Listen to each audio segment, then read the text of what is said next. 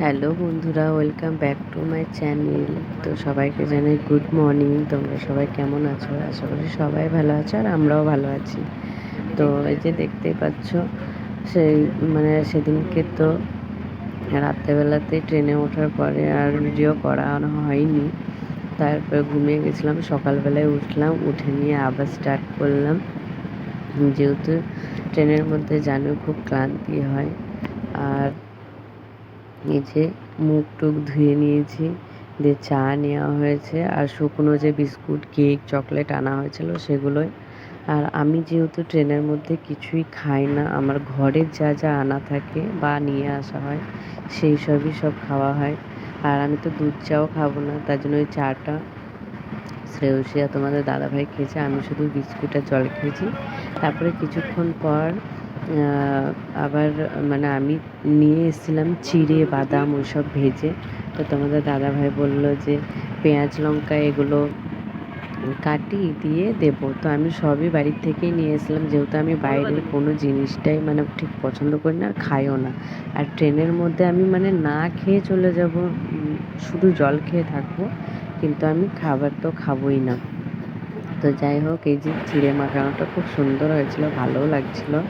আর এরা দুই বাবা আর মেয়ে মিলে কিছু গল্প করছিল আর আমি সেই টাইমে ভিডিওটা করেছি। তারপরে তোমাদের দাদাভাই শোয়ার জন্য চলে গেছিলো, ও ওর সঙ্গেই গেছিলো। আর এরই মধ্যে আমরা দুপুরবেলার খাওয়াটাও খেয়ে নিয়েছিলাম। আমি যেগুলো বাড়ির থেকে পরোটা নিয়ে এসেছিলাম সেগুলোই খাওয়া হয়েছে, যেহেতু ট্রেনে আমি ঠিক অতটা পছন্দ করি না। তো আমাদের দাদাভাই অর্ডার করতেই থাকে, তবে আমি বললাম যে না, অর্ডার পরে করো, এখন আছে যেহেতু সেটাই খাও। আর শুকনো খাবারগুলো তো আমাদের শেষই হয়নি। আর আমার খুব ভালো লাগে এরকম করে যে পাহাড় টাহাড়গুলো দেখা যায় একদম সবুজে সবুজে ঘেরা সব জায়গাতে। তো আমি যখন যাওয়া আসা করি ট্রেনের মধ্যে, আমার সত্যিই খুব ভীষণ ভালো লাগে, বাচ্চারা যেমন আনন্দ পায় সেই ধরনের। আর ফ্লাইটে গেলে তো ওই 2-3 ঘন্টার মধ্যে পৌঁছে তো যাব ঠিকই, সেই মজাটা আসে না যে একটা ইন্তেজার, যে জিনিসটা অপেক্ষা করা বা এতদিন পর যাচ্ছি, এই জিনিসটা হয় না ট্রেনের মধ্যে, সেটা হয়। আর এই কারণে আমরা ট্রেনের টিকিটটাই কাটি। তো এই যে এদিকে দেখছো কাশফুল কত সুন্দর, বোঝা যাচ্ছে পুজো পুজো ভাব একটা চলে এসছে। বাইরের সৌন্দর্যটা সত্যিই খুব সুন্দর। আর সে একবার এই দিকে একবার ওই দিকে করছে। ও একটা এই যে র্যাবিডও নিয়ে নিয়েছে, ওটা শেষও করে ফেলবে হয়তো কিছুক্ষণ পরে। আর আমরা তার মধ্যে বিকেলবেলাতে একটু ছোলা টোলা মাখিয়ে খেয়ে নিলাম, যেহেতু আমি নিয়ে এসেছিলাম। আর এই যে এই চাদরটা না ঢাকার জন্য নিলাম আমি, এত তাড়াহুড়োর মধ্যে সব কিছু নিয়েছি আর একটা ঢাকা নিতেই ভুলে গেছি। তো এই করতে করতে সন্ধে হয়ে গেল, সন্ধেটাও বেশ কত সুন্দর বাইরেটা লাগছে। আর এই যে বাবা আর মেয়ে মিলে আদর খাওয়া হচ্ছে, বাবা বলছে আমাকে দুধ খাইয়ে দাও, নিয়ে মেয়ে আবার সে হাতে করে অ্যাক্টিং করে দেখাচ্ছে খাওয়ানোর মতন হয়েছে, আবার লজ্জা পাচ্ছে সামনে যারা বসে আছে তাদেরকে দেখে।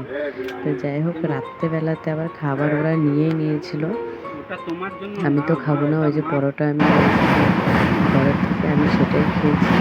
আর আশেপাশে খাওয়া দাওয়া করে শুয়ে পড়েছি, শুয়ে করে ঘুমিয়ে যাচ্ছি। চলে এসেছি। যাই হোক, আমি ওটা রাত্রেবেলাকার ভিডিওটা সেইভাবে বলে বন্ধ করা হয়নি, ওটা আবার সকালবেলা, যেদিনকে আমরা নামবো সেই দিনকে সকালে। তো এইটা একদম আমরা ওয়েস্ট বেঙ্গলের মধ্যে তো অনেকক্ষণ আগেই চলে এসেছিলাম, একদম আসানসোল রানীগঞ্জ, আমার বাড়ির কাছে চলে এসেছি। তো আমার তো কি বলবো, বাড়ি বাড়ি ভাব চলে যাবে। তো আমি এখানে এসে লাল চা পেয়েছি, যেহেতু ওই দিকটাতে আমি দুধ চা ছাড়া কোনো চাই পাচ্ছিলাম না, এখানে এসে আমি লাল চাটা খেয়ে, আমি একবারই খাই চা, তবু 2 দিন ধরে খাইনি, তাই কেমন লাগছিলো। তবে চাটা খুব ভালো লাগছিলো, একদম মিষ্টি কম, চায়ের চা পাতাটা একটু বেশি। আর আমি লেবু পছন্দ করি না চায়ের মধ্যে, হালকা একটু লবণ নিয়েছিলাম। তো লোকটা আমাকে জিজ্ঞেস করছে এটা আবার কেমন চা খাওয়া, তাহলে চা পাতা চিনি খাওয়াই ভালো। তো আমি বললাম যে সবার আলাদা আলাদা টেস্ট। তো যাই হোক, শ্রেয়সীকে জিজ্ঞেস করছিলাম যে তোমার কেমন লাগছে কি না। ও তো সেই খুশি, বলে আমি খুব খুশি, আমি হলাম মাম্মাম বাড়ি যাচ্ছি। কিন্তু ও জানেই না যে আমি মায়ের বাড়িতে যাব না, প্রথমে শ্বশুরবাড়ি যাব। যেহেতু আমি প্রতি বছর মায়ের বাড়িতে 2-4 দিন থেকে শ্বশুরবাড়ি যাই, ওখান থেকে আবার কিছুদিন থেকে মায়ের বাড়ি আসি। তো এই যে 2-3 বার আসা যাওয়ার থেকে আমি চেয়েছিলাম যে একবারেই আসবো। প্রথমে শ্বশুরবাড়ির সব ওই দিকটা ঘোরাঘুরি করে তারপরে মায়ের বাড়ি চলে আসবো, তাহলে দুবার করে জার্নিটাও হয় না। তো এই যে দুর্গাপুরে চলে এসেছি, মানে এইখানটাতে নামি আমি। এই দুর্গাপুর থেকে আমাদের বাড়ি হয়তো 5 মিনিটও নয় গাড়ি করে গেলে। তবে মনটা একটু খারাপ যে নামলাম না বা নামতে পারলাম না। আর আমার বাবা আসেনি, যেহেতু আমার বাবা একটু কেঁদে ফেলে।